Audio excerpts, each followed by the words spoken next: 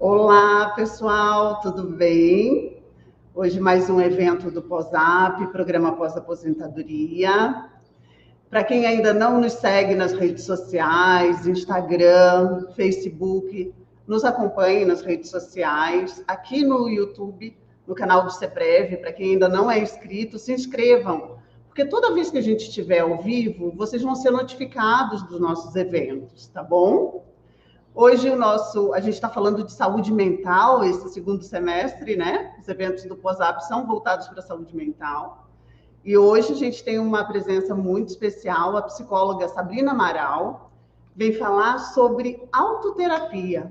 Olha que assunto diferente, né? E ela vai explicar para a gente um pouquinho o que é isso, o que é autoterapia, quem que pode fazer, tá bom? Aproveitem, façam as suas perguntas durante o evento e uma ótima tarde a todos. Olá, Sabrina, boa Olá, tarde. Patrícia, boa tarde. Que prazer estar aqui com vocês. Bem-vinda, Muito bem-vinda a uma live obrigada. do POSAP, aqui do CEPREV, né? Nessa nossa fase online.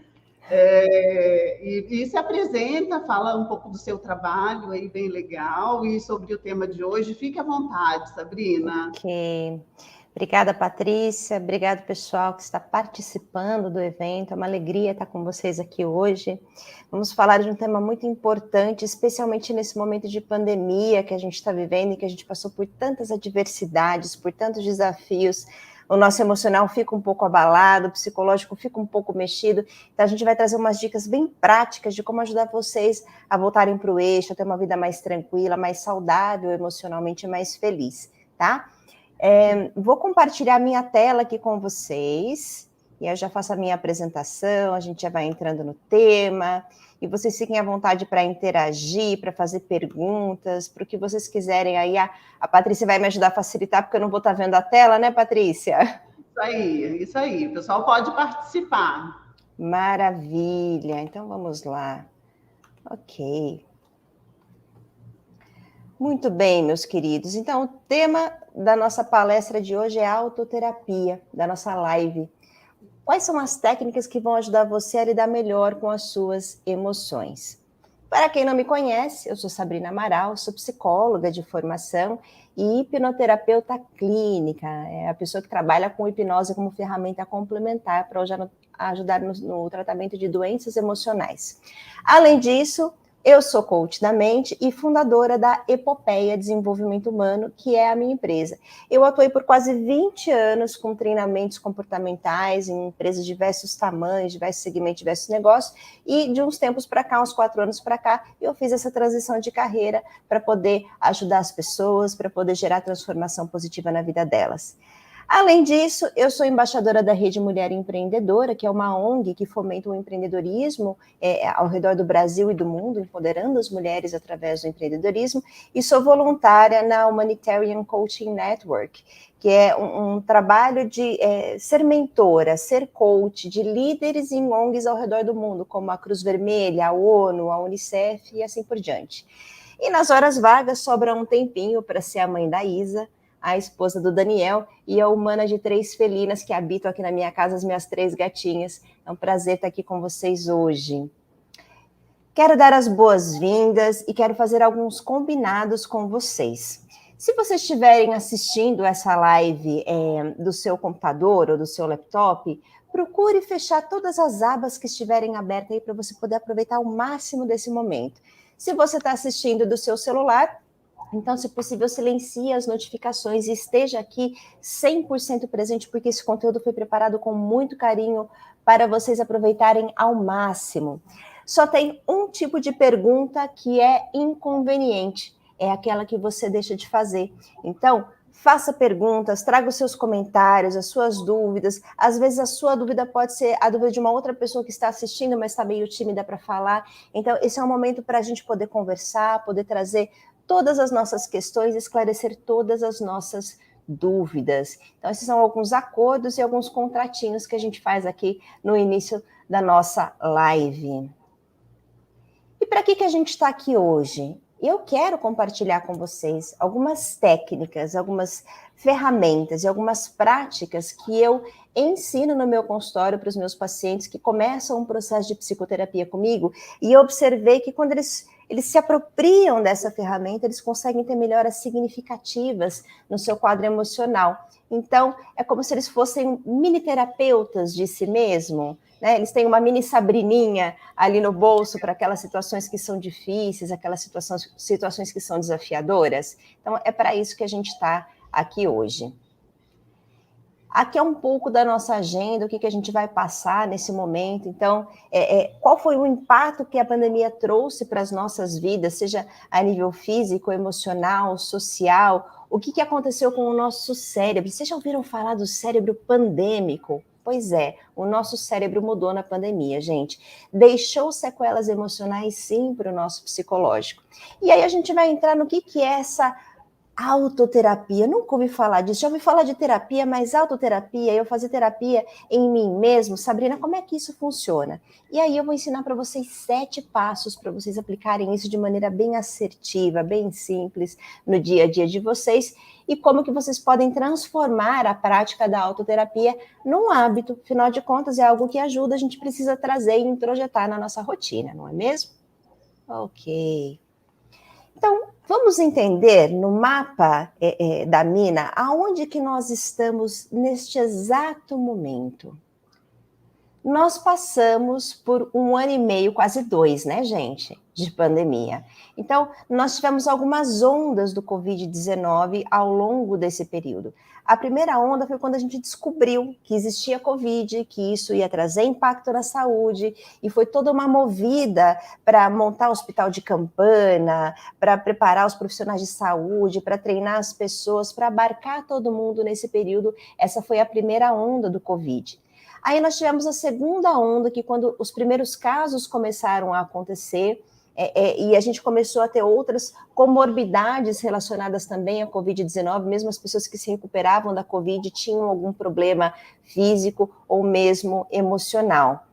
Aí, na terceira onda da pandemia, nós tivemos um impacto muito grande, porque os hospitais estavam lotados, então aquelas cirurgias que eram eletivas, as doenças crônicas, esse povo deixou de ser atendido por conta da demanda da Covid-19. Essa foi a terceira onda.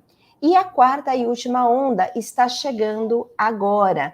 Nós temos problemas psiquiátricos, doenças mentais, problemas econômicos por conta da crise do Covid-19 e quadros de burnout, que é a síndrome do esgotamento profissional, já que ficou todo mundo em casa, no home office. Dizem que nós teremos sequelas emocionais da pandemia nos próximos 3 anos. O Fórum Econômico Mundial do ano passado, que teve na Suíça, eles estimaram que até 2030 a gente vai gastar 6 trilhões de dólares com problemas de saúde mental. Ela foi mapeada como um fator de risco para a economia global, porque as pessoas estão mais ansiosas, estão mais deprimidas, vão se afastar do trabalho, já não conseguem produzir como antes, e tudo isso vai impactar, sim, a maior parte das pessoas se a gente não começar a se cuidar a partir de agora. Por isso que é muito importante que você fique ligado nas dicas que a gente vai dar aqui, aplique na sua vida e ensine para o máximo de pessoas que você puder, ok? Ok.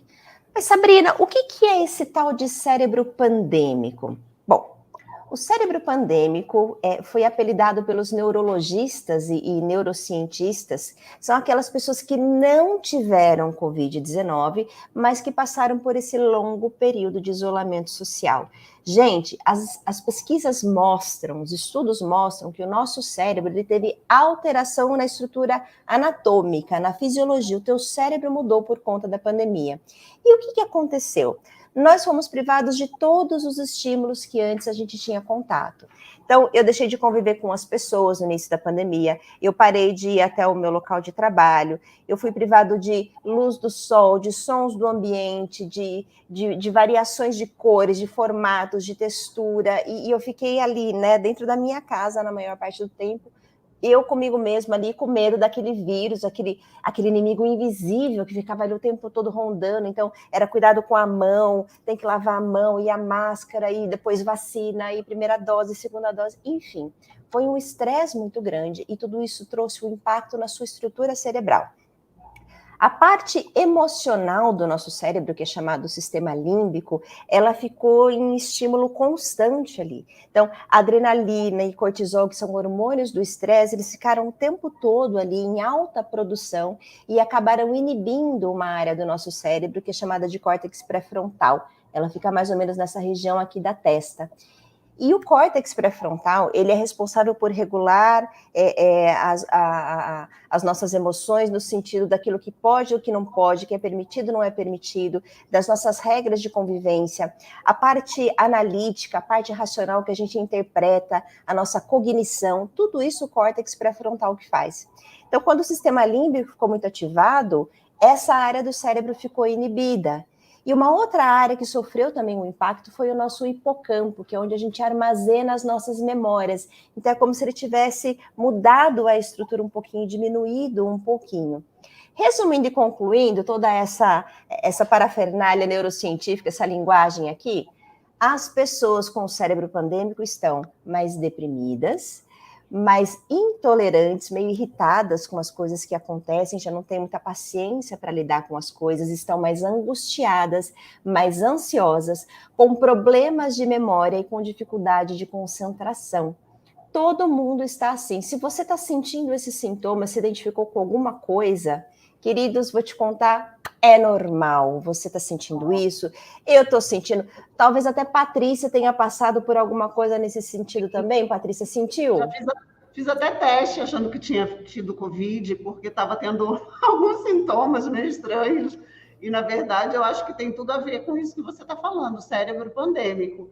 É muito parecido com um dos efeitos pós-Covid, né? Que é aquela Covid longa que chama. Eu acho que a gente está vivendo uma grande Covid longa, né? Muitas pessoas estão dessa forma, né, Sabrina?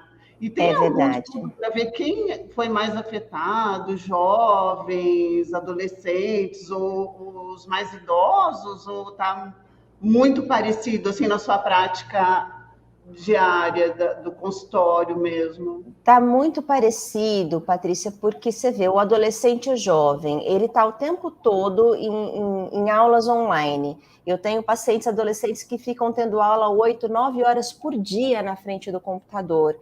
Então, o adolescente está exausto. A pessoa que ela trabalha fora e está num ambiente remoto, ela também fica sentada na frente do computador o tempo inteiro. As crianças não estão conseguindo, agora um pouco mais, mas no início da pandemia não estavam conseguindo sair. Aí isso impactava a convivência dentro de casa, tinha mais briga, mais discussão. De um modo geral, todas as pessoas foram impactadas por isso, sem mencionar aquelas que tiveram Covid-19. Você teve algum caso próximo, Patrícia, de alguém que teve Covid? Tive. A minha irmã, ano passado, ficou em estado grave. Minha mãe, há pouco tempo, se contaminou também. Ainda está se recuperando, né, da Covid. E, nossa, assim, minha mãe, quando teve, a gente viu que foi, assim, mais o medo da doença em si. Antes de ter todos os sintomas e tal, mas o apavoramento maior era o medo da doença, né? Entendi. Já tinha esse... Acho que às vezes até isso agrava um pouco, né? Agrava. Pode ser que o estado mental, ele ajude a agravar a doença, Sabrina? Sim. Eu tenho casos, Patrícia, de pessoas que estão passando por transtorno de estresse pós-traumático por conta da Covid. É uma doença que acomete as pessoas que vão para a guerra, elas passam por um trauma muito grande na guerra, e quando voltam para o seu país, a guerra terminou, elas ficam tendo pesadelos, elas têm quadro de pânico, de ansiedade. Pessoas que tiveram Covid-19 estão com um quadro de pós-trauma e que a gente precisa trabalhar. Tem gente que adquiriu síndrome da cabana, não sei se você já ouviu falar dela. Aquela que não quer sair para lugar nenhum, quer ficar em casa. De jeito nenhum, já tomou as 2 doses da vacina, mas não sai de casa, não recebe ninguém e fica em pânico cada vez que o entregador chega para trazer alguma coisa, pensando que pode estar com Covid, você entendeu? É difícil, né? Muito difícil. Querida. Bom, doenças que mais acometeram as pessoas nesse período. A gente tem quadros de depressão. A depressão ela é uma doença sorrateira, porque ela começa com os sentimentos de tristeza iminente. E a tristeza é normal, gente. Todo mundo fica triste, todo mundo fica feliz. Isso faz parte da esfera do sentir. Contudo, quando essa tristeza ela começa a ficar muito prolongada ou a agravar, a frequência e a intensidade com que ela acontece, ela é muito grande, isso evolui para um quadro que a gente chama de distimia. A distimia é um transtorno de humor, é uma depressão inicial, uma depressão mais leve, vamos dizer assim. E se isso não é tratado, aí sim, pode evoluir para um quadro de depressão maior, de depressão crônica. Então, é muito importante estar atento aos sinais e se cuidar. Uma outra doença que acometeu várias pessoas nesse período foi a síndrome do pânico. A síndrome do pânico, ela acontece nas pessoas que têm um quadro de ansiedade generalizada, muito grande, e essa ansiedade vai despertar nela sentimentos de que alguma coisa ruim vai acontecer. Então, ela tem medo de morrer, ela hiperventila, ela fica angustiada, ela fica agoniada. Isso pode evoluir tanto para um quadro de pânico, quanto a síndrome de esgotamento profissional, que é o chamado burnout. E a terceira maior doença que eu tenho tratado no consultório é justamente essa, é o quadro de esgotamento profissional, ou a síndrome de burnout, das pessoas que estão trabalhando muitas horas por dia, que estão ali o tempo todo na função de alguma coisa. Então, isso acomete os médicos, os profissionais da saúde, as pessoas que estão trabalhando remotamente, as pessoas que estão cuidando de outras pessoas, mesmo dentro de casa, não tem um minuto de paz, um minuto de sossego, elas ficam esgotadas emocionalmente. Você conheceu, nesse período de 1 ano e meio, Patrícia, alguém que passou por algum desses quadros que eu mencionei aqui? Sim, conheci. Algumas pessoas, por sinal, não uma só. Tanto amigos próximos no trabalho. Eu tive um quadro também eu achei que eu estava com problema cardíaco, sabe? Mas eu acho que era ansiedade. Depois passou, não fui nem cheguei a procurar o cardiologista. Mas meu coração disparava. Falei, nossa, eu tô com alguma arritmia, miocardite. Eu achava que era alguma coisa séria. E foi passando, comecei a usar algumas terapias de relaxamento, meditação, que me ajudaram bastante nesse período.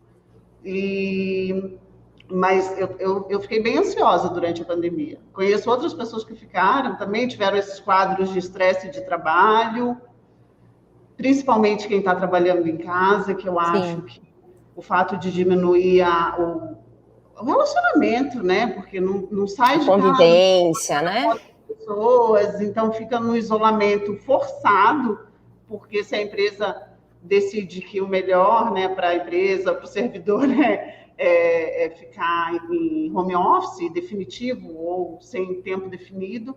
Eu conheço alguns casos nessa situação, viu, que precisam de ajuda de fato. Até compartilhei, porque eu acho que vai ser importante assistir aqui e ver de que forma que eles podem se ajudar, ou se não. Porque a autoterapia, que você vai falar lá, se não for o caso, a pessoa tem que procurar uma ajuda, né? Tem que procurar uma ajuda profissional.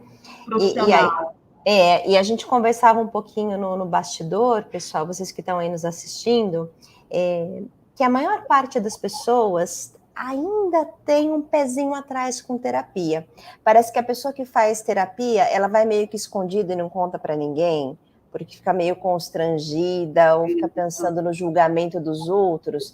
Ai, vão pensar que eu tenho um emocional fraco, vão pensar que eu não dou conta de resolver os meus problemas sozinho, ou que eu sou uma pessoa problemática. E o engraçado é que quando você tem uma dor de dente, você não fica constrangido de falar que foi no dentista. Não é mesmo, Patrícia? Verdade. Precisa se ajudar, né, para ter uma boa qualidade de vida, né? E essa questão aí de cuidado, mesmo quem está cuidando de pessoas doentes em casa, com Covid, a pessoa fica sobrecarregada mesmo, né? Muito. Fica muito sobrecarregada. E mesmo quem não teve Covid, pensa, você dentro de casa, às vezes com criança pequena, marido, você, aí você não pode sair, aí é comida o tempo inteiro, é arrumação da casa o tempo inteiro. Isso sobrecarregou muito as mulheres também durante o período da pandemia, não é mesmo? Demais. Agora, esse quadro de ansiedade que você mencionou, Patrícia, podemos explorar ele um pouquinho? Gente, sério? Vamos lá. Não o seu quadro, mas a questão da ansiedade. Podemos explorar um pouquinho? Podemos. Eu sei que não é o foco, mas é importante conscientizar. Gente, deixa eu contar uma coisa para vocês. A ansiedade é um presente. Oi? Como assim, Sabrina? A ansiedade é um presente? Eu vou te contar que você conseguiu evoluir enquanto espécie humana por conta da tua ansiedade. Olha, quando a gente morava lá nas cavernas, os nossos ancestrais, eles davam de cara com um predador, sei lá, um animal que poderia devorá-los. Você acha que eles tinham tempo para ficar analisando e raciocinando o que eles iam fazer? O que você acha, Patrícia? Não, era instintivo, né? Isso, era instintivo. E quando você dá de cara com um predador, quais são as 3 possibilidades de comportamento possíveis? Você foge, você tenta encarar o predador Você luta. de alguma forma, né? Isso. Ou você, não sei qual é a outra alternativa. Congela. Ah, tá. Que é o que acontece na síndrome do pânico. Né? Você congela. Então, ou você luta, ou você sai correndo, pernas para te quero, ou você congela, tá? Então, a ansiedade, ela é uma bomba de adrenalina, de cortisol, para você ter um momento de super performance, para você sair daquele estado de normose, porque o seu cérebro entendeu que você precisa se defender de alguma coisa. Entendi. Tá? Só que hoje não tem mais predador andando na rua, né, Patrícia? Predador é o quê? É Covid, predador é o meu chefe no meu trabalho porque eu tenho medo de ser mandado embora, predador é a crise financeira, predador é o medo do assalto. Então você tem predadores modernos agora que desencadeiam em você esse estado de alerta, tá? Então, o que precisa? Encontrar alternativas, primeiro, para acalmar esse sistema límbico do cérebro e dizer assim, querido, calma, tá tudo bem. Olha o que você fez. Eu peguei lá uns aplicativos de meditação, isso foi me ajudando. É isso. É você assumir o controle das coisas e fazer aquilo que está no seu controle. E a gente já vai falar, essa é uma das práticas da autoterapia que a gente vai falar já já. Mas eu quis desmistificar isso da ansiedade, porque as pessoas pensam que a ansiedade é uma coisa ruim. Tá, é um sinal, uma ansiedade é um sinal para você, né?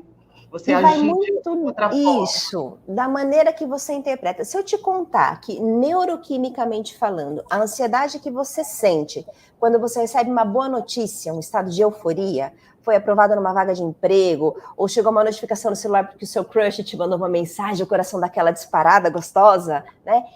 Fisiologicamente falando, é exatamente igual a uma ansiedade por uma notícia ruim. O que vai dizer para você se aquela ansiedade é boa ou ruim é a sua visão a respeito daquilo que você está vendo.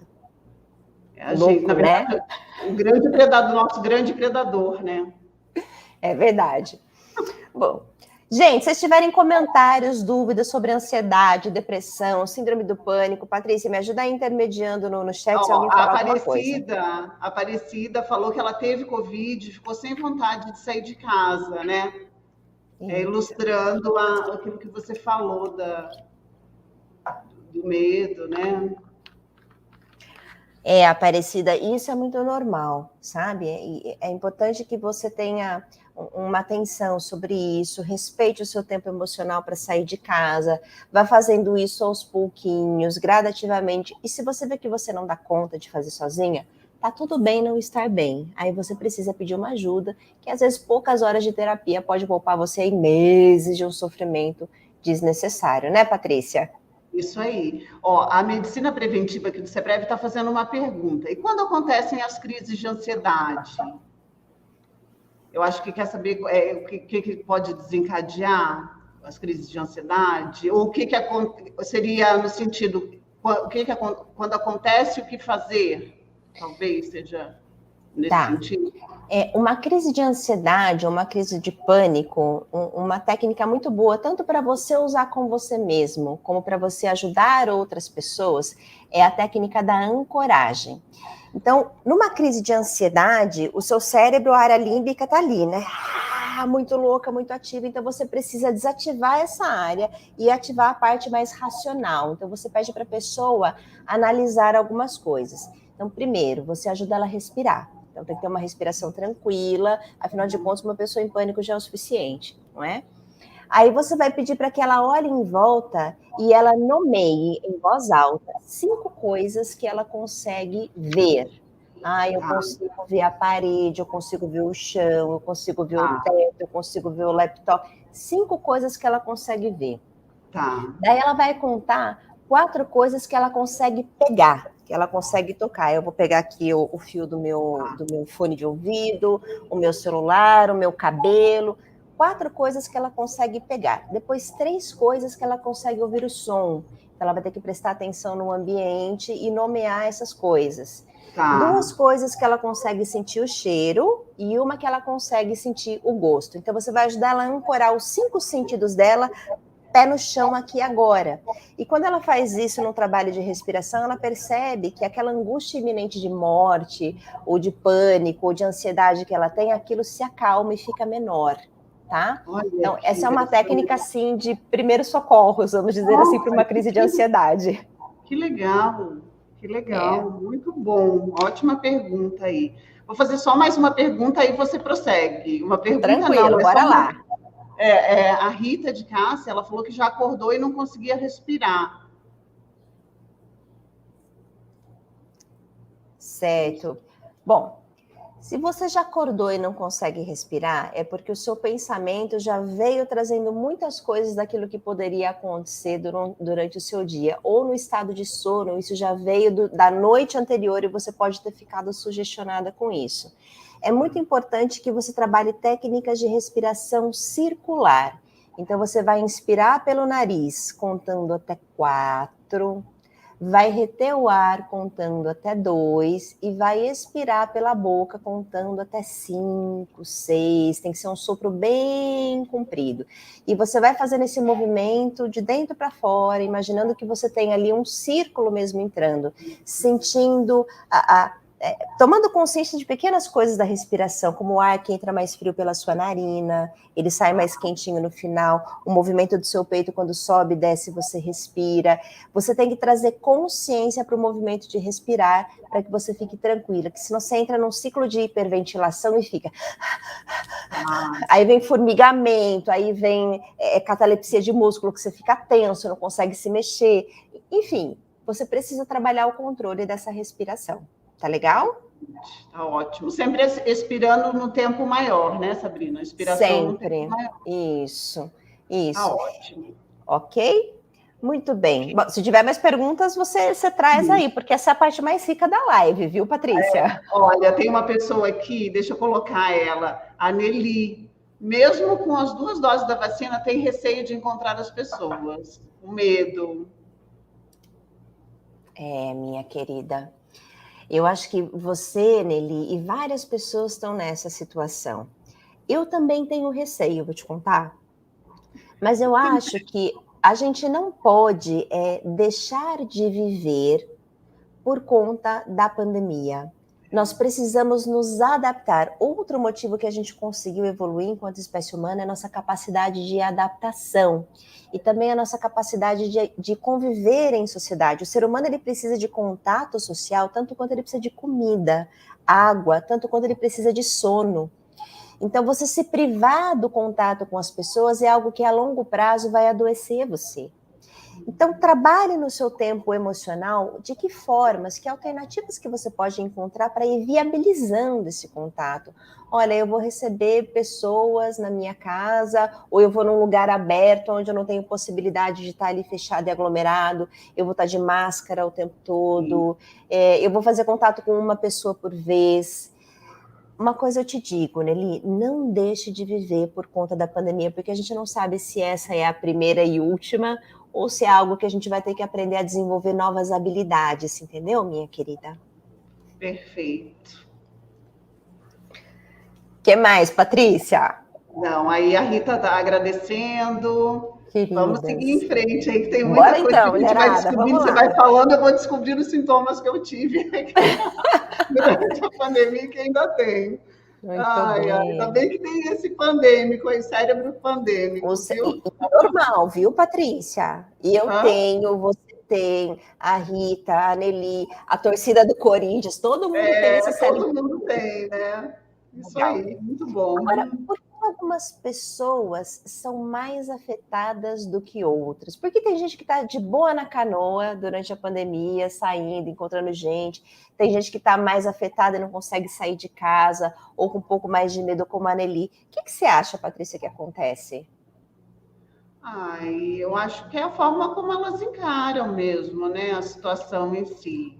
Eu tive vários momentos, eu acho que cada um deve ter passado por isso. Eu tive momentos de não querer ir a lugar nenhum, ainda assim, não saio, não vou para restaurante fechado, só vou para lugar aberto, só encontro pessoas que eu tenha que ficar em algum momento sem máscara em lugar arejado, aberto, ainda faço isso.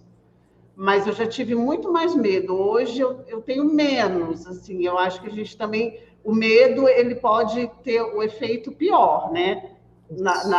Se você contrair a doença e ficar com medo, como tem o exemplo da minha mãe, eu acho que pode até agravar a situação.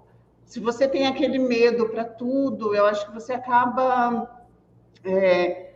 não sei, ficando mais fragilizado emocionalmente. Isso pode ter algum efeito na doença, né? Porque o emocional, ele interfere muito nessa certeza. questão, né? Como você vai encarar aquilo, como você vai pensar, né, de forma positiva ou negativa, que vai dar errado.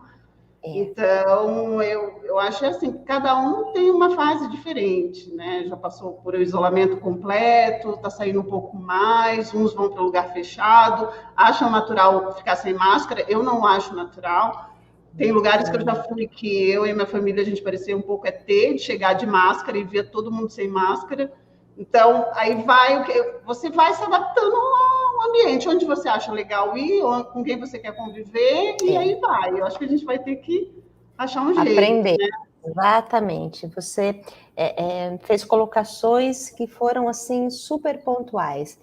Algumas pessoas são mais afetadas do que as outras porque as pessoas são diferentes, elas têm experiências de vida diferentes, então elas vão encarar as coisas de maneira diferente. E não tem certo e errado nesse momento. Uhum. Eu vi 3 grandes blocos de perfil durante essa pandemia, Patrícia.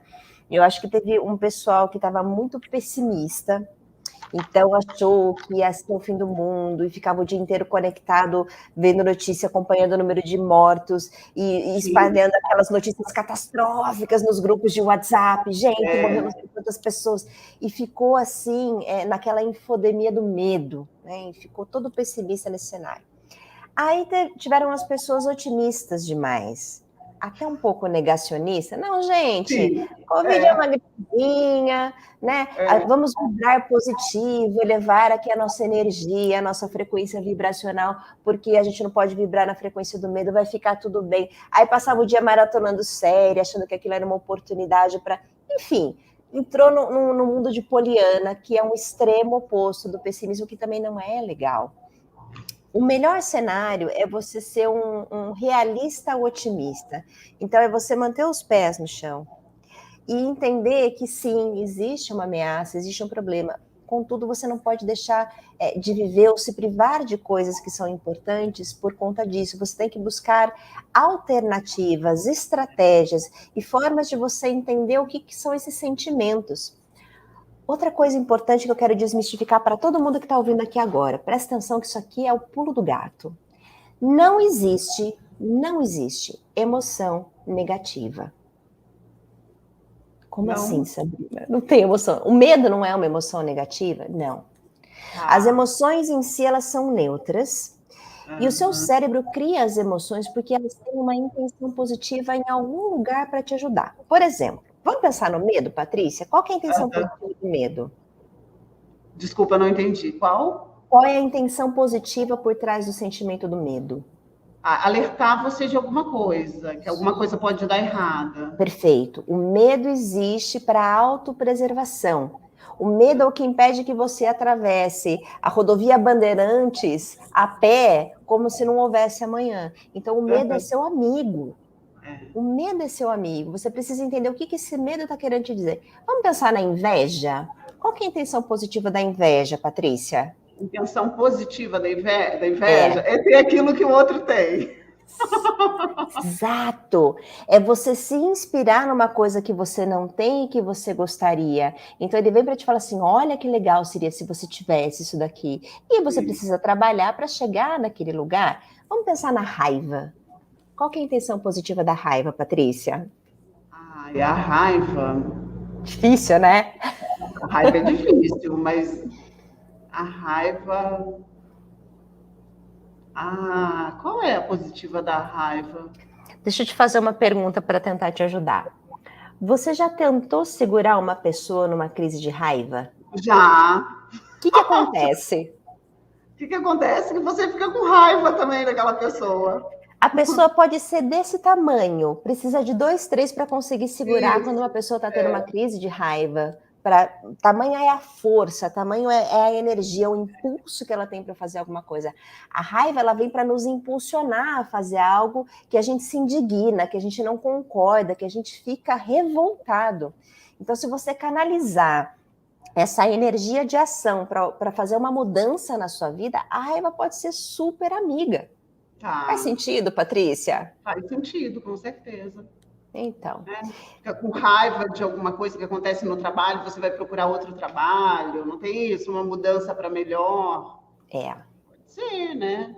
No relacionamento, raiva do namorado, muda, não quero mais, só me faz mal. Então, a raiva pode ser positivo nesse sentido, né? Pode, e daí você passa por uma situação, por exemplo, sei lá, num constrangimento no trabalho, ou você passa por algum tipo de assédio moral, alguma coisa muito séria, e você fica com tamanha raiva que você fala assim, nunca mais eu vou permitir que alguém me trate dessa maneira. E aí você usa toda essa energia, esse impulso, para criar novos caminhos para você, que são congruentes com a vida que você quer ter. Certo? Perfeito, perfeito. Aqui tem uma colocação da Sandra. Há pouco tempo eu fiquei zonza e desmaiei.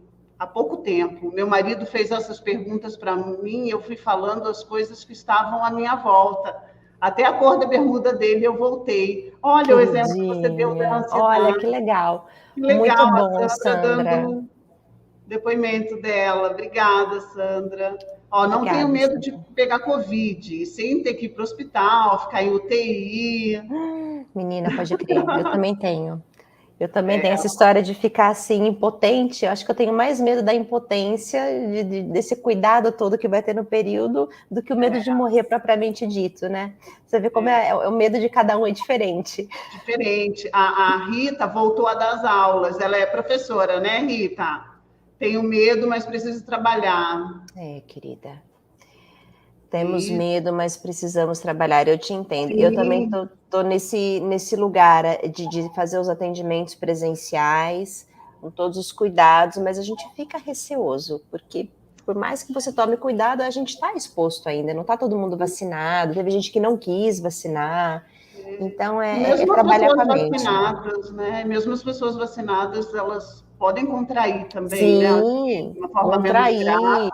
Podem transmitir, Transmitir, né? Também. A Helena, desde o início do ano passado, apesar de me cuidar, não permiti o medo se apoderar de mim. Fui voltando às atividades físicas, assim consigo enfrentar com esperança de vida.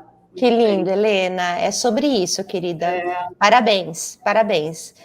É isso mesmo que as pessoas devem buscar. Preservar. Ela só está corrigindo a Rita. Okay. Muito bem. Bom, algumas pessoas são mais afetadas do que outras, Patrícia, porque nós temos aquilo que os neurocientistas chamam de vieses cognitivos. O nome é complicado para definir uma coisa muito simples, tá? São leis, regras que o seu cérebro cria para facilitar as escolhas na sua vida, para encurtar o caminho para a tomada de decisões, para você poder economizar energia. 95% das nossas escolhas ao longo do dia, elas são inconscientes, elas acontecem de modo automático. Quer ver? Quando você acorda de manhã, você não pensa, acho que agora eu vou decidir abrir os meus olhos. Agora, para levantar, acho que eu vou apoiar a minha mão direita sobre a cama e vou colocar primeiro o meu pé esquerdo no chão. Você não pensa para tomar essas decisões, para escovar o dente com a mão direita, para quem é destro, ou para quem é canhoto, escovar com a mão esquerda, ou fazer aquele caminho de casa até o trabalho. Você faz tudo isso de maneira muito automática, porque o cérebro ele cria essas regras para você encurtar o caminho para perceber o mundo. Então você tem, como óculos, você tem lentes que você usa para você ver o mundo. E cada uma tem um viés cognitivo diferente, de acordo com as experiências de vida que viveu. Né? Os neurocientistas mapearam, em média, 188 tipos de vieses cognitivos diferentes, ou seja, é regra pra caramba, né? Uhum. E eu gostaria de compartilhar 3 deles com vocês que vocês vão se identificar. O primeiro é o da negatividade. Não é que você é pessimista, não é que você é agorento, não é que você fica olhando tudo com um olhar negativo. O teu cérebro, ele tem esse viés cognitivo naturalmente. Quando tem algo desconhecido, uma mudança, algo que eu nunca vi na vida, a tendência do meu cérebro imaginar tudo de ruim que pode acontecer para me preparar psicologicamente para aquilo é imensa. Você já passou por isso, Patrícia? Por fases assim mais... Sim, já passei por fases mais negativas, né? De regra, eu tento ver o lado bom das coisas. Tenho essa característica. Então, você já treinou o seu viés da negatividade. Mas eu já tive, sim. Eu já tive momentos bem negativos, assim. Pronto. Bem difíceis, mas se você não cuidar, a mente vai embora. Eu tenho uma entrevista de emprego para fazer. Mas eu vou fazer online. Mas e se a conexão não der certo? E se o entrevistador não gostar de mim? E se eu esquecer o que eu tenho que falar? E se eu gaguejar? E se... Viés da negatividade. O nosso cérebro faz isso, gente. Se a gente não cuidar... Sim. Hoje eu tento não pensar em nada. Se der errado na hora, claro, de ser precavida e tentar, organizar tudo que dá certo. Você já fez uma ressignificação positiva, mas ele acontece, né? Eu passei uma fase bem difícil, negativa aí. Mas... Um outro viés cognitivo bem comum é o da ambiguidade. O que é isso? Se tem uma situação nova ou algo inesperado que eu nunca passei na minha vida, a tendência de eu evitar a novidade ela é muito grande. O nosso cérebro foi biologicamente programado para resistir à mudança. Então, tudo aquilo que é desconhecido, usualmente as pessoas não gostam. Então, elas evitam e preferem fazer tudo sempre igual. Elas ficam nessa ambiguidade. Vou ou não vou? É ou não é? Quero ou não quero? Vai ser bom ou vai ser ruim? Time que tá ganhando não se mexe. Sabe essas falas prontas? É um apego emocional, né? Bingo! É um apego emocional fazer tudo sempre do mesmo jeitinho, tá? E um terceiro, bem comum, é o da conformidade. Ou seja, nessa situação inusitada, que você não conhece muito bem as coisas, a tendência de você fazer o que todo mundo está fazendo é gigante. É o que a gente chama de efeito manada. E você não faz isso porque você é Maria vai com as outras. Não é sobre isso. Você faz isso porque o seu cérebro entende que você tem várias pessoas agindo daquela forma. A amostragem é que aquela forma é a forma correta. Certo? Então, se você está num lugar e tem uma fila bem grande, você tem tem que fazer alguma coisa e você vê uma fila, você já imagina, se está todo mundo aqui na fila, provavelmente... Isso. Sem questionar, sem nada, né? Às vezes nem questiona, tem gente que até questiona. Então você tem isso por aprovação social, porque a gente aprendeu a viver em comunidade, em bando também para conseguir ficar mais forte enquanto espécie humana, a gente tem esse viés da conformidade. Qual desses 3 que você acha que foi mais forte ao longo da sua vida, Patrícia?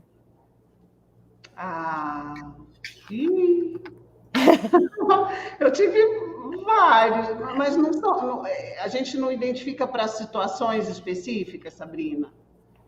Tem situações que eu, de fato, eu ajo com conformidade, o que a sociedade manda fazer, né? Mesmo, por exemplo, questão de vacinar, mesmo com medo da vacina, tendo medo. Não sou contra a vacina, pelo contrário, sou favorável. Mas mesmo tendo medo de tomar a vacina, como estava todo mundo tomando, eu fui e tomei a vacina. Deu tudo certo, graças a Deus.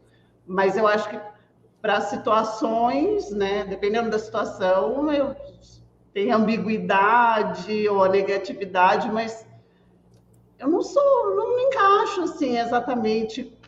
Não, a gente tem todos e tem alguns que são um pouco mais frequentes na nossa vida. Que prevalecem, né? Isso. Eu, por exemplo, me via muito de sofrer por antecipação. Eu tive essa fase também. Eu tive muito essa fase de negatividade. E se eu não cuido, o meu cérebro ele é conservador, ele fica nessa de vou te preparar para o pior. Não, mas eu não tenho essa. Eu passei por isso, graças a Deus, porque eu sofri bastante. Que bom, querida. Que bom. Bom, dá uma olhada nessa imagem aí na tela. Uhum. O que você está enxergando, Patrícia? Enxergo nada concreto. Para mim está bem abstrato. Gente, o pessoal que está assistindo a live aí, coloca no chat o que vocês conseguem identificar ou enxergar nessa imagem. E enquanto vocês digitam aí, eu vou contar para vocês o que está acontecendo no seu cérebro nesse exato momento. Ele está loucamente buscando referências, buscando dentro do seu repertório de memória, no seu banco de dados, que raios é essa imagem que está projetada aí na tela. E nesse momento, talvez você esteja experienciando um pouquinho dos 3 vieses cognitivos que eu acabei de falar. O da negatividade. Não sei, hein? Essa imagem esquisita aí. Aposto que a Sabrina está querendo fazer pegadinha com a gente para querer constranger a gente aqui. Onde é que ela vai chegar? Quero ver onde é que ela vai chegar. Qual que é desse negócio, né? O da ambiguidade. Não sei, eu acho que eu vou ficar aqui, vou esperar alguém responder isso para eu não me expor, porque eu não sou uma pessoa que se expõe muito, então eu vou fazer tudo sempre do mesmo jeito. Agora, a partir do momento que uma pessoa digitou no chat o que ela está vendo, a tendência de você... digitando aqui. Olha lá, criar coragem e começar a colocar também no efeito manada, você vai pondo. Asa do borboleta, eu não consegui enxergar. O Lucimar enxergou uma asa de borboleta. Olha...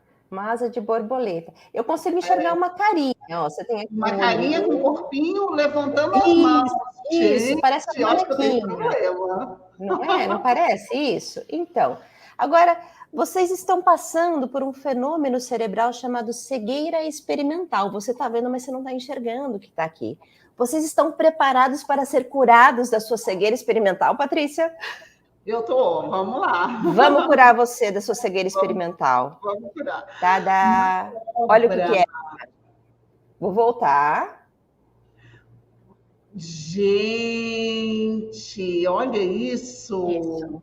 Tá? A carinha, gente, a carinha era cobra. Era cobra, então. Agora, da próxima vez que você passar por essa experiência de novo, você já vai com um olhar diferente, porque você tem um viés cognitivo diferente que foi transformado mediante a sua experiência. E assim é a vida. Assim é a vida, tá? Como que funciona o teu cérebro? Você recebe um estímulo. Esse estímulo, ele vai ter um filtro. Então, vamos pensar na foto da cobra. Você não sabia que era uma cobra. Então, eu selecionei, filtrei via carinha, via asa da borboleta. E aí, eu atribuo um sentido. Eu vou interpretar aquela coisa que aconteceu comigo, a situação que eu passei, aquilo que outra pessoa falou para mim. Eu crio uma representação pessoal, que a gente chama de mapa. Essa representação, esse pensamento vai gerar em você um sentimento. Então, se eu penso, por exemplo, que você falou alguma coisa para me magoar, eu vou me sentir triste. E quando eu me sentir triste, eu vou ter um comportamento talvez mais resistente com você, mais crítico. Ou seja, o meu pensamento vai definir o meu sentimento vai definir o meu comportamento e minha atitude vai trazer o meu resultado. Olha como é simples a equação do cérebro, Patrícia. Só que não, né? Nem tanto, né? Isso.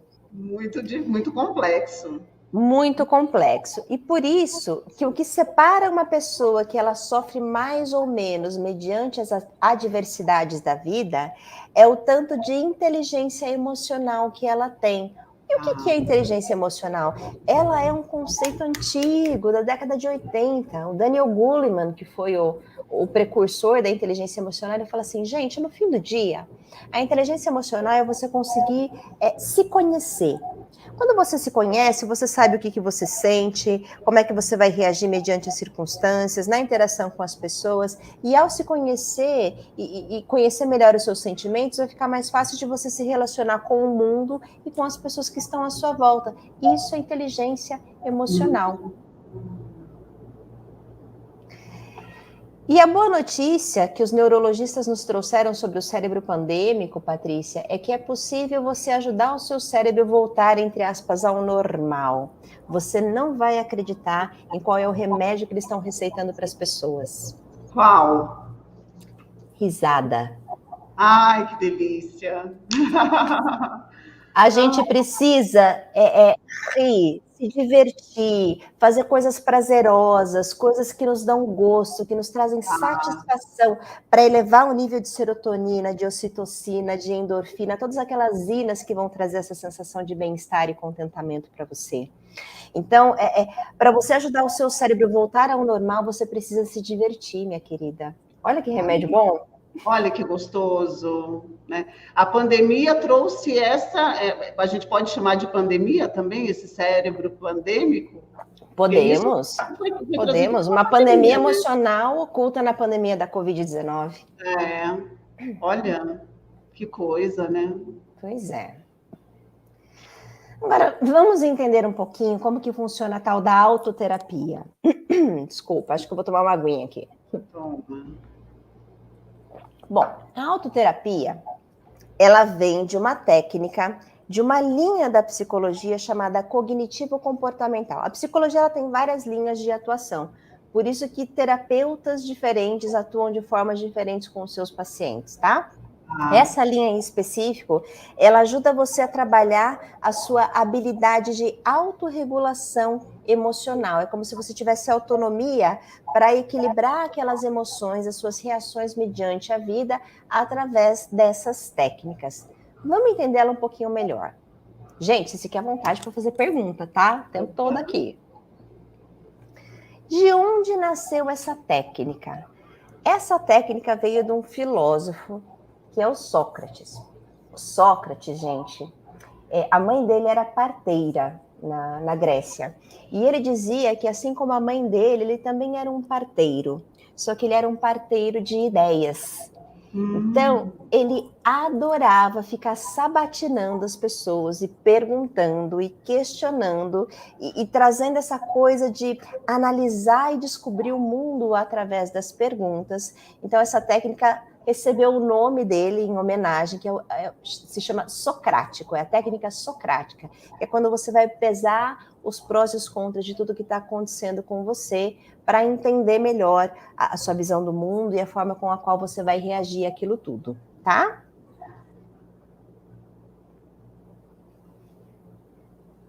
Deem uma olhada nessa foto. O que vocês estão vendo? O que você está vendo aí, Patrícia? Se eu olhar assim, parece um cavalo marinho, o focinho do cavalo marinho nessa parte de cima, assim. Uhum. Mas não aparece todo o corpo. Conseguiu enxergar o casal? Casal? Olha, tem uma moça de nariz coladinho com o moço aqui, olhando com um olhar bem apaixonado. Tá vendo? Gente, eu não tô vendo. Vocês estão conseguindo ver esse casal? Depois que você... Ó, aqui assim, aqui tá o peito dela, o pescoço, a boca, e ela tá de nariz colado com o rapaz, aqui tá o pescoço dele, o peito dele, eles estão de mãos dadas aqui embaixo, ó. Ó, tem gente que viu um gatinho de pé. Um gatinho, é o que a maior parte das pessoas vê. O cavalo marinho aparece menos, viu, Patrícia? É. E a outra viu o casal, tá? Ótimo, legal. Agora, vamos olhar essa outra aqui. O que vocês estão vendo? Ai, parece um porco. De lado, assim. O focinho dele aqui para esquerda. Ai, um bebê! Olha, tem um bebê. O que mais que tem aí, Patrícia?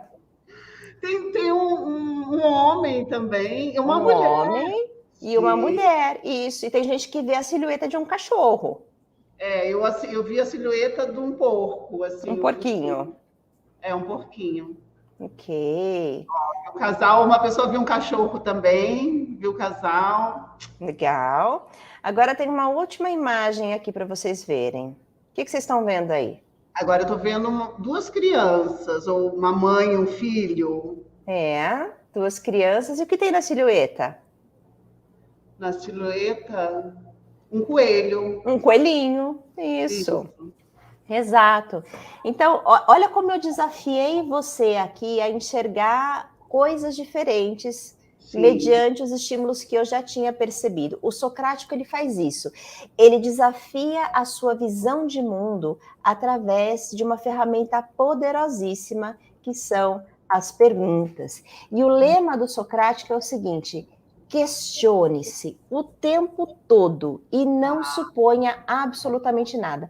Aconteceu alguma coisa contigo na tua vida? Para e analisa. Afinal de contas, pensamentos não são fatos. Gente, pensamentos são só ideias. E como qualquer ideia, eles podem e devem ser questionados, tá? Porque, afinal de contas, o seu resultado vai depender daquilo que você pensa. Lembra da equação do cérebro? O pensamento gera o sentimento define o seu comportamento, e o comportamento vai trazer o seu resultado mediante as coisas. Então, sempre sabatine os seus pensamentos. Tudo bem até aqui, Patrícia? Tudo bem, tudo bem. Legal. Algum comentário aí da galera no chat? Não, o pessoal só está ainda repercutindo as imagens. Uma pessoa com o coelho, deu parabéns que não conseguiu ver o casal, que a gente conseguiu ver. Que legal. Ok. E, gente, criar o hábito de desafiar o pensamento é como ir na academia. Já foi na academia, Patrícia? Sim. Como é que foi o primeiro dia na academia? Conta para mim. Nossa, faz tempo, mas eu gosto de atividade física, então eu fui feliz quando eu fui. Legal. Eu vou dizer que eu não gosto. Eu tenho o hábito de academia, demorou muito para desenvolver esse hábito, mas eu não gostava de ir na academia. Porque era assim, eu via aquelas pessoas puxando aquele tanto de peso na academia, e eu lá com aquela barrinha desse tamanho, quase morrendo, para fazer aquele exercício.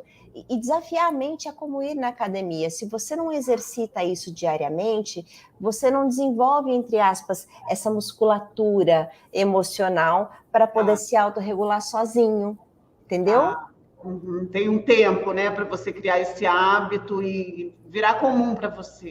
E entender que para algumas pessoas vai ser mais rápido do que para outras, assim como tem gente que ganha mais massa muscular do que outras pessoas, ou emagrece mais rápido, não é? E como é que a gente vai fazer isso?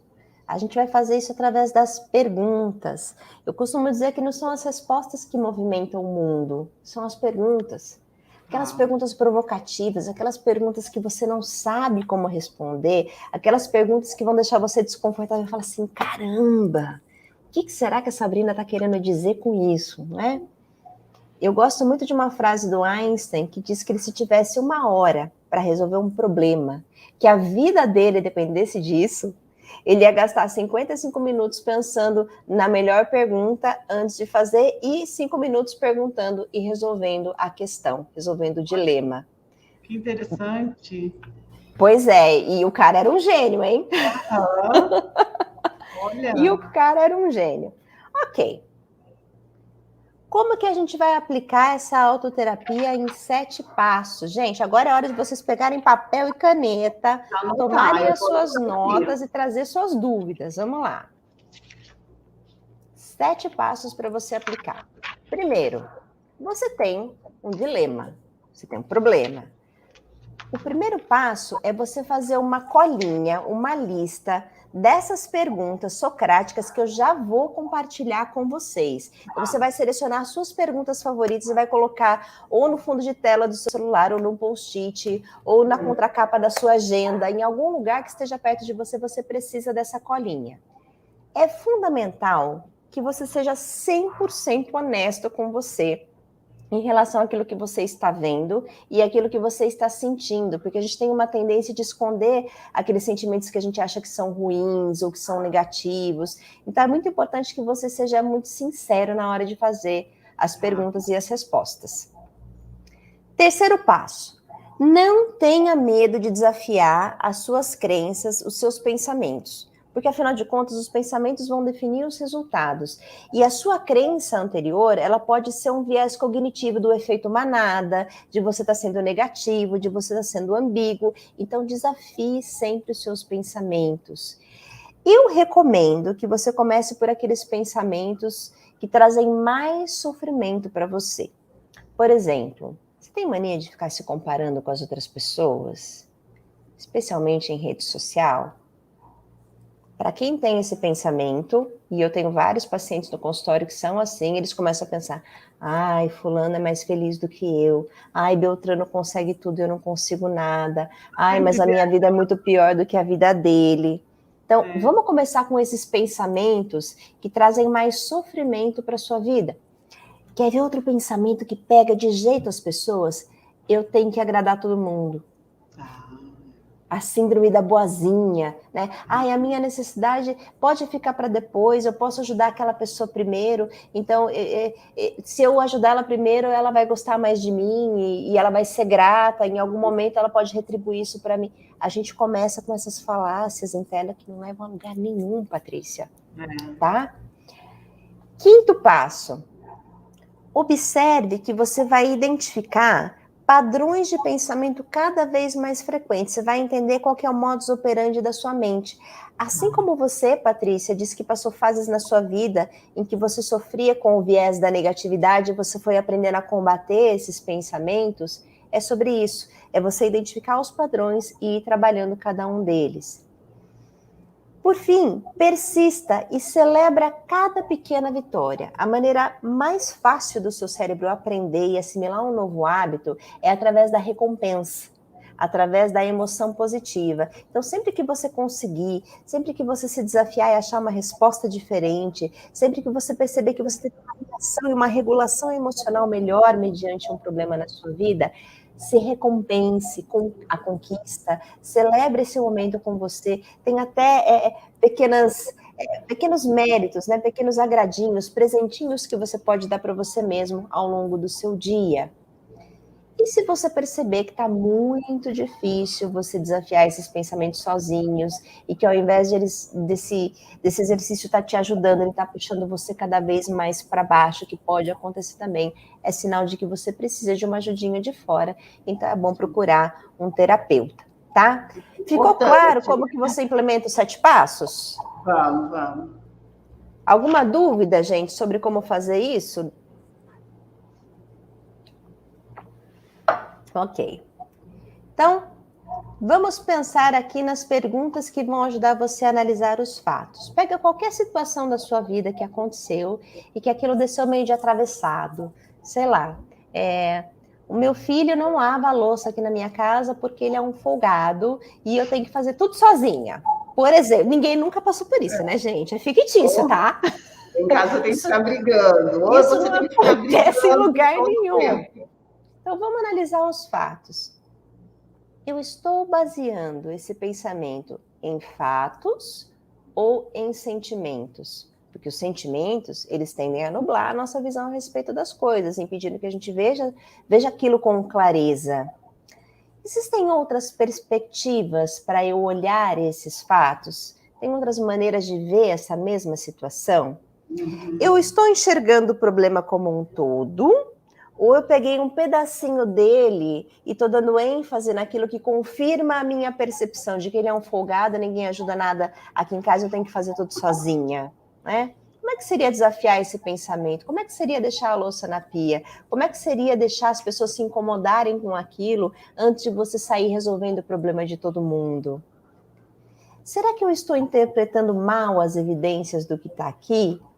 Posso fazer outras suposições? Por que ele está fazendo isso? Será que ele se acostumou que eu sempre vou lá e faço alguma coisa? E a minha atitude, ela está corroborando para que ele mantenha um comportamento que eu não quero que ele tenha mais? Então, eu estou contribuindo para isso também? Então, essas são as perguntas que vão ajudar vocês a analisar os fatos, tá?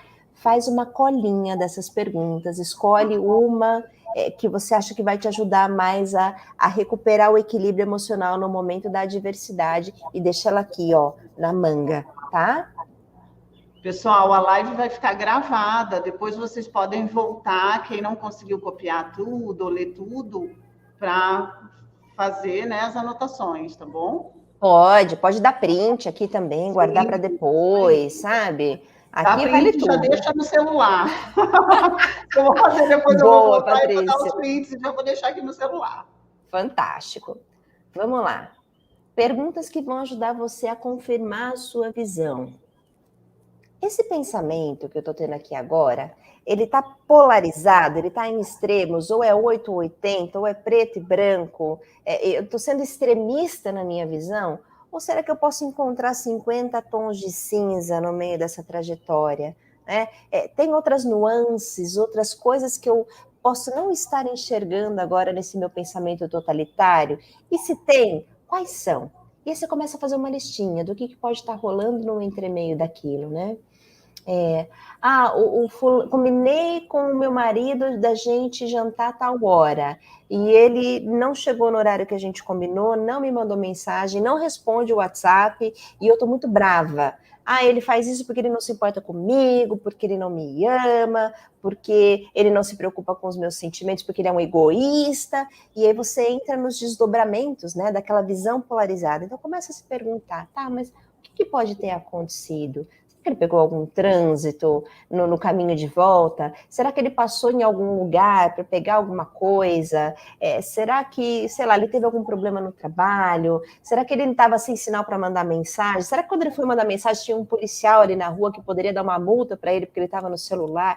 Começa a pensar em possibilidades que podem desconstruir a sua visão negativa dos fatos, tá?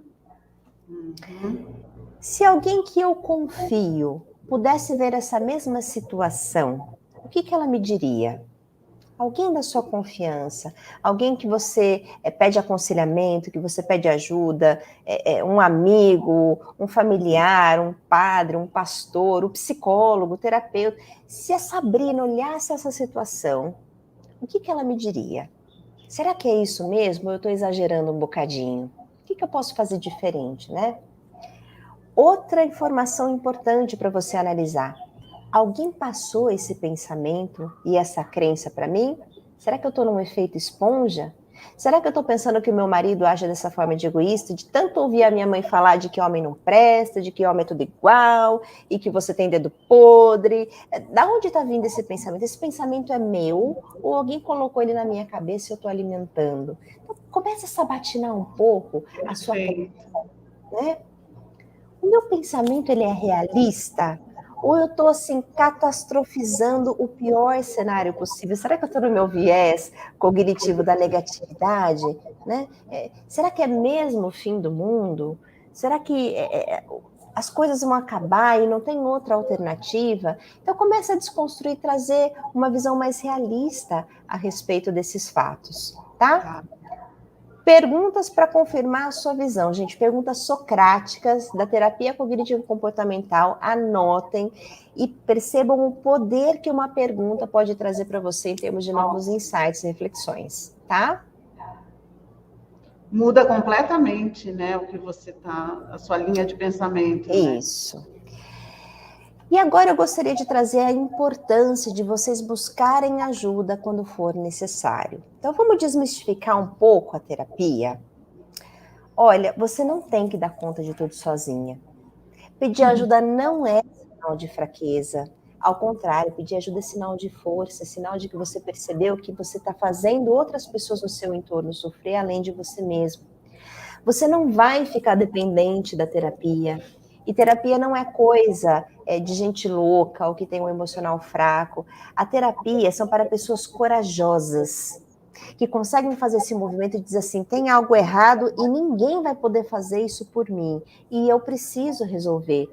E às vezes eu preciso de uma mãozinha de fora e tá tudo bem.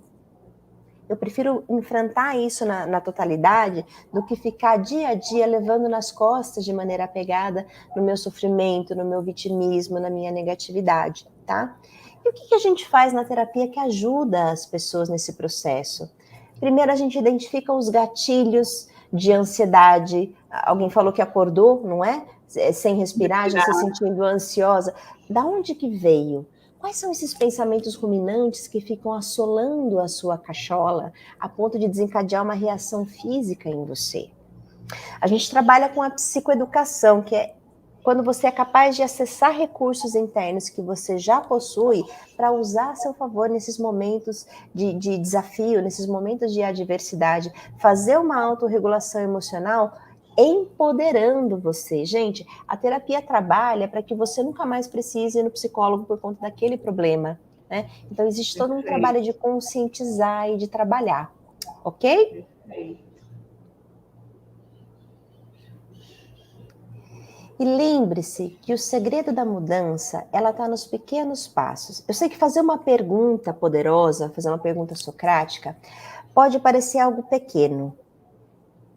Mas toda jornada começa com o primeiro passo. E se você não começar desafiando seus pensamentos, o que vai mudar na sua vida? Absolutamente nada. Fazer a mesma coisa e esperar um resultado diferente é loucura. Então comece pequeno, pergunte para você mesma, o que está na minha mão, que eu posso fazer agora, e que depende só de mim para mudar essa situação que eu não quero ter mais. O que eu posso fazer a partir de agora para transformar essa situação de maneira mais congruente com o futuro que eu quero ter, que combina com os meus valores, com o meu propósito de vida, tá? E quero deixar por fim aqui uma mensagem final para vocês, de que a vida é 10% do que acontece com você e 90% de como você reage a essa situação. Nossa! Não é? Nossa, olha! Então desafie os seus pensamentos, não acredite nas falácias e mentiras que a sua mente conta o tempo todo, tá?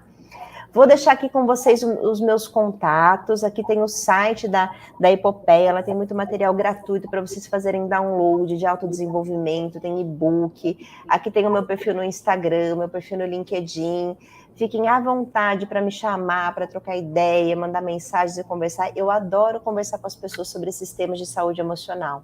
Tá bom? Que legal, Sabrina. Nossa, quanta coisa importante você falou aqui hoje. Tem que assistir de novo, né, a palestra. Com certeza tem que assistir de novo. Eu vou parar de compartilhar aqui a tela agora para eu poder ver vocês e também a gente poder abrir para as perguntas. Gente, quem tiver alguma dúvida ainda, por favor, dessa parte da autoterapia, das perguntas que a Sabrina falou, né? E a questão do pensamento é isso aí mesmo, você se desafiar. Isso é muito importante, né? Por que eu estou com esse pensamento? Claro que não é tudo que a gente vai questionar o dia inteiro, que não dá tempo, né? É verdade. Mas aqueles que nos afetam, que têm um significado relevante, né, Sabrina? A gente se questionar e saber por que está pensando dessa forma é muito importante. Fazer esse exercício é uma prática, né? É uma prática, porque lembra, Patrícia, que o cérebro ele vai querer fazer tudo sempre igual para economizar energia. Tá. Para o bem e para o mal. Tá. Então, sempre tem uma forma diferente de você fazer isso. Tem infinitas possibilidades para você ter resultados diferentes na sua vida, especialmente quando você se apropria daquilo. Eu gosto muito da palavra responsabilidade. Quando você desconstrói, ela vira responsabilidade, ou seja, é uma habilidade para aprender a responder diferente numa mesma situação, quando aquilo acontecer de novo. Então, assuma esse compromisso com você. Tá, perfeito. Olha, o pessoal agradecendo, muito bom, gratidão, Sabrina, Inês. Ai, obrigada, Inês. Amei tudo, gratidão. Que bom, Cida, obrigada. Muito obrigada, adorei. Muito obrigada, Sabrina. Interessantes abordagens apresentadas. Ai, que gostoso. Obrigada, Helena. Gente, que carinho, né? Muito gostoso. Estou me sentindo abraçada aqui. Isso, sinta-se mesmo, abraçado por todos nós aqui do CEPREV também. Ai, obrigada, Danilo. Foi muito importante. O que a gente tirou de lição é que a gente tem que rir mais, né? Para tentar acabar com essa pandemia, com o cérebro pandêmico, né? Cérebro pandêmico, é isso mesmo. Cérebro pandêmico, que como é comum esses sintomas aí que você falou entre as pessoas. A gente nota muito no trabalho, em casa, todo mundo com uma queixa muito parecida, né? Exato. Então é isso, gente. Muito obrigada pela participação de todos. Sabrina, muito obrigada. Imagina, eu que agradeço. Por hoje, espero que a gente tenha outras lives. Ai, vai ser uma alegria. Lives ou presencial, quem sabe o próximo ano esteja um pouco melhor. Ai, menina, quem sabe, né? A gente fica ali, ó, cruzando os dedos. Torcendo. É isso aí. Então é isso, gente. Muito obrigada pela participação de vocês. Tá? Ó, há bastante a refletir, o Valdeci falando aqui, agradecendo. Assistam de novo essa live, eu com certeza vou assistir. Se fez sentido para vocês, compartilhem com outras pessoas, com a família, amigos, colegas de trabalho, tá bom? Muito obrigada. O próximo pós-app é dia 6, com a aula de yoga, tá bom, Ai, que gente? delícia, adoro. Aula de yoga. Obrigada por hoje, viu? Até Obrigada, mais. gente. Tchau. Um beijo para vocês. Beijo. Fiquem com Deus. Tchau, tchau. Tchau, tchau.